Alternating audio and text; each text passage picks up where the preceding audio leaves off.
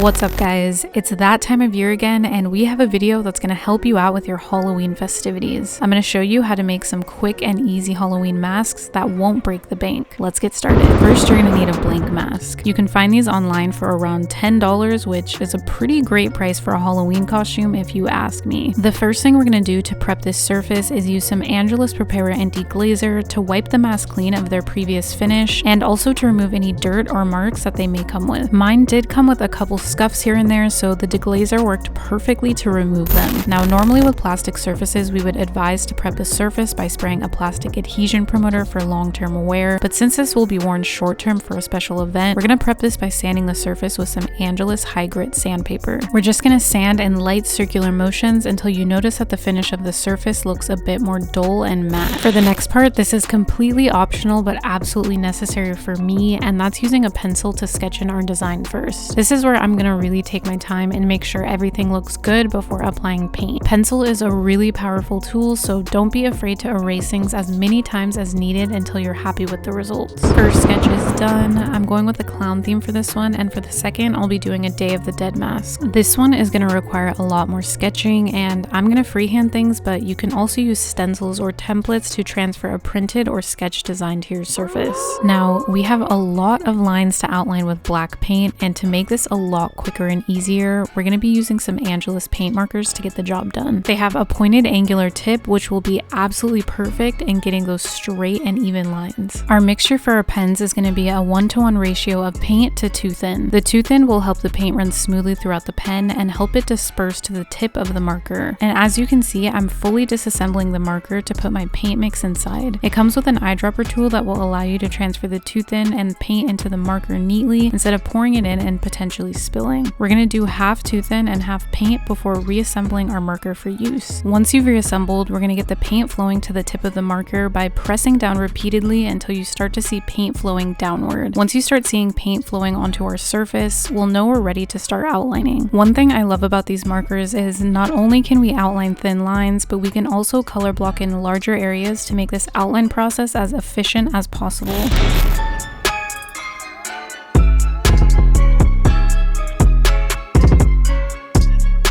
Both masks are outlined and looking really good. The next step is adding in our paint colors. I have a few mixes of colors here. It's really important to note that each mixture has a 50% ratio of Angelus 2 Hard mixed in, since we're going to be painting on hard plastic. Mixing Angelus paints with 2 Hard will allow the paint to adhere to surfaces such as plastic and glass. It primarily promotes adhesion and film hardness. Now is my favorite part, painting in all the colors. We're going to build about 3 to 4 coats with drying times in between and plug all the colors into their designated panels. This part is super relaxing to me. I kind of like to think of this as a coloring book just with paint, so it's always nice to throw on a good movie while you're color blocking for maximum vibes. And just to make this more fun, I picked up a wig that I'm going to throw on the clown mask. There's so many accessories that can go with this, so feel free to get creative with it. Lastly, we're going to go ahead and finish this custom off with some Angelus 4 coat, which is going to protect the mask from scratching and scuffing. I'm going to apply about 2 to 3 coats with drying times in between.